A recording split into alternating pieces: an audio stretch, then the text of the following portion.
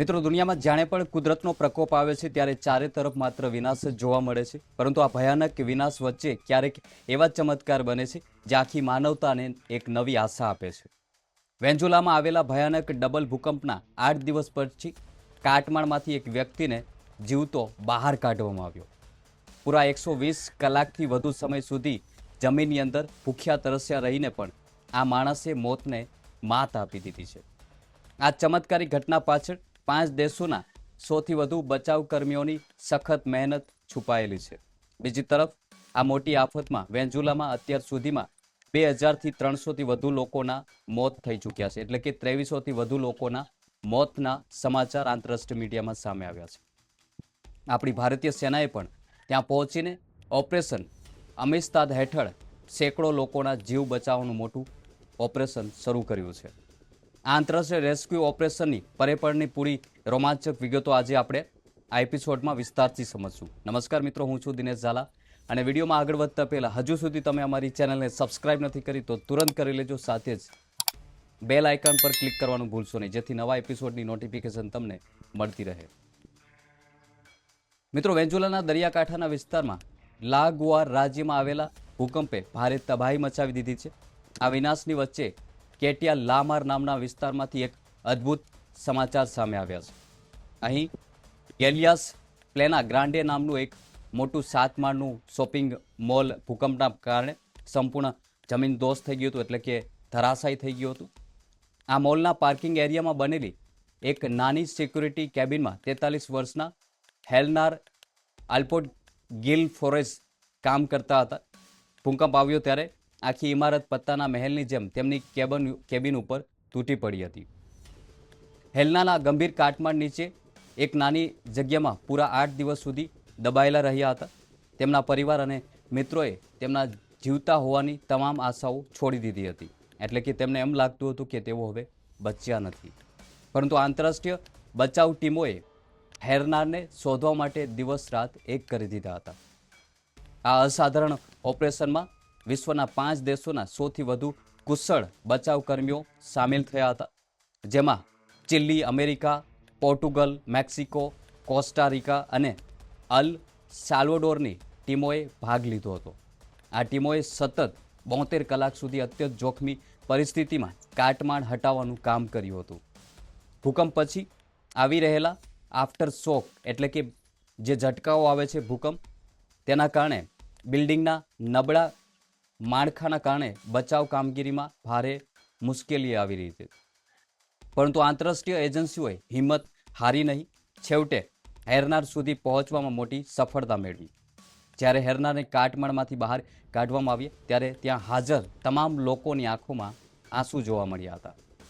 અલ સાલ્વડોરના રાષ્ટ્રપતિ નાયબ બુકેલેએ પણ આ બચાવ કામગીરીને જોરદાર વખાણ કર્યા હતા. તેમણે હેરનારની અદ્ભુત લડાયક ક્ષમતા અને ધૈર્યને સોશિયલ મીડિયા પર બિરદાવ્યા હતા. હાલમાં હેરનારને તાત્કાલિક સારવાર માટે નજીકની હોસ્પિટલમાં દાખલ કરવામાં આવ્યા છે, જ્યાં ડોક્ટરોની ટીમ તેમની દેખરેખ રાખી રહી છે અને તેમની સારવાર કરી રહી છે. હેરનાર ગિલનો જીવ બચવો એ ચોક્કસ એક બહુ મોટો ચમત્કાર છે. પરંતુ વેન્ઝુલામાં અત્યારે પણ સ્થિતિ અત્યંત ગંભીર અને ભયાનક બનેલી છે. 24 જૂનના રોજ આવેલા ડબલ ભૂકંપને 9 દિવસ વીતી ચૂક્યા છે. 9 દિવસ પછી સામે આવેલા સત્તાવાર આંકડાઓ ખૂબ જ કાળજું કંપાવી દેનારા છે. આ વિનાશક કુદરતી આફતમાં મૃત્યુ આંકની વાત કરીએ તો હવે વધીને 2295 સુધી પહોંચી ગયો છે તેવા સમાચાર આંતરરાષ્ટ્રીય મીડિયામાં સામે આવ્યા છે. સરકારી હોસ્પિટલોમાં અત્યાર સુધીમાં 11,268થી વધુ ઈજાગ્રસ્તો નોંધાયા છે. આ તમામ ઈજાગ્રસ્ત નાગરિકો અત્યારે હોસ્પિટલમાં સારવાર હેઠળ ખસેડવામાં આવ્યા છે. સૌથી ચિંતાજનક બાબત એ છે કે હજુ પણ અસંખ્ય લોકો ગુમ છે. સત્તાવાર રિપોર્ટની વાત કરીએ તો અંદાજે 50,000 લોકો હજુ પણ લાપતા છે. આ લાપતા લોકો કાટમાળ નીચે હજુ પણ દબાયેલા હોવાની પૂરેપૂરી આશંકા સેવાઈ રહી છે. સમય જેમ જેમ વીતી રહ્યો છે તેમ તેમ આશાઓ ધૂંધળી થઈ રહી છે. કાટમાળ નીચે ફસાયેલા લોકોને શોધવા માટે સ્થાનિક પ્રશાસન મથામણ કરી રહ્યું છે, પરંતુ વેન્ઝુલાની બચાવ ટીમો અત્યારે ભારે મુશ્કેલીઓનો સામનો કરી રહી છે. સ્થાનિક એજન્સીઓ પાસે આધુનિક સાધનોની ભારે અછત સર્જાઈ રહી છે. ઇમારતો મોટા સ્લેબ હટાવવા માટે જરૂરી ક્રેન અને કટર ખૂટી પડ્યા છે. સાધનોના અભાવે હજારો ગુમ થયેલા લોકો સુધી પહોંચવું ખૂબ જ અશક્ય બની રહ્યું છે.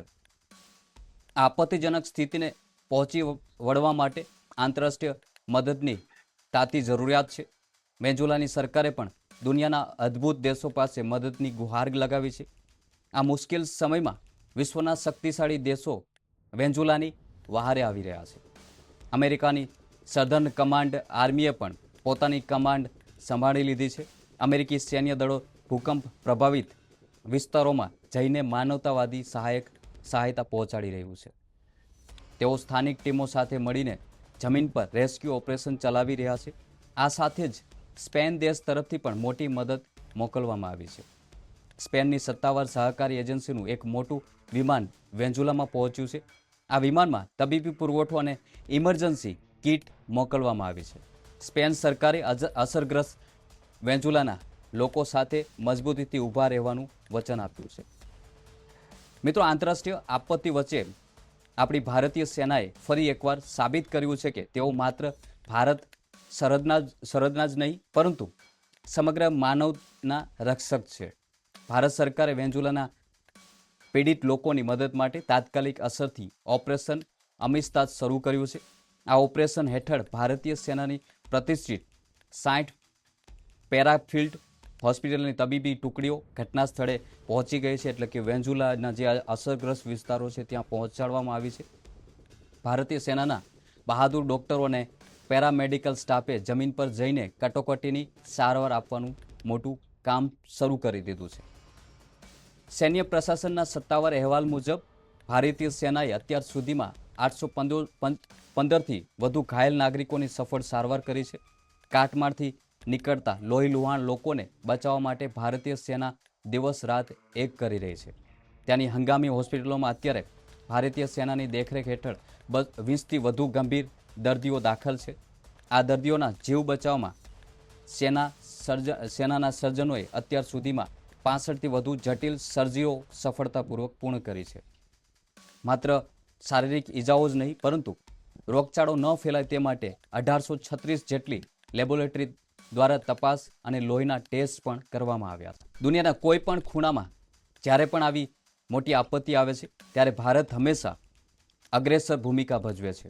વેન્ઝુલાની સરકારે પણ ભારતીય સેનાની આ ત્વરિત અને જીવનરક્ષક મદદ માટે ભારત સરકારનો જાહેરમાં આભાર માન્યો છે. ભૂકંપના કારણે હજુ પણ હજારો લોકો લાપતા હોવાથી સર્ચ ઓપરેશન સતત ચાલુ રાખવામાં આવ્યું છે. આગામી દિવસોમાં પણ જ્યાં સુધી સ્થિતિ સામાન્ય નહીં થાય ત્યાં સુધી ભારતીય સેનાની આ તબીબી ટુકડી વેન્ઝુલામાં જ તૈનાત રહીને લોકોની સેવા કરે તેવું પણ માનવામાં આવી રહ્યું છે. આખી ઘટના બતાવે છે કે સાચી આંતરરાષ્ટ્રીય મિત્રતા અને માનવતા શું હોય છે. મિત્રો, વેન્ઝુલામાં 8 દિવસ પછી કાટમાળમાંથી સિક્યુરિટી ગાર્ડ એરનો જીવતા નીકળવું અને ત્યાં ભારતીય સેના દ્વારા ચલાવવામાં આવી રહેલા આ ઓપરેશન અમિસ્તા પર તમારો શું અભિપ્રાય છે કમેન્ટ કરી જરૂર જણાવજો. અને આવી વધુ રસપ્રદ આંતરરાષ્ટ્રીય રાજનીતિ, આંતરરાષ્ટ્રીયના મુખ્ય સમાચાર અને ભારતીય રાજનીતિ અને ગુજરાતની રાજનીતિ સાથે જોડાયેલા સાચા અને નિષ્પક્ષ સચોટ સમાચાર મેળવવા માટે અમારી ચેનલ સાથે જોડાયેલા રહો. તમારો અભિપ્રાય આ ઘટનાને લઈને જરૂર કમેન્ટના માધ્યમથી જણાવજો અને ચેનલને સબસ્ક્રાઇબ કરવાનું ભૂલશો નહીં. જય હિન્દ.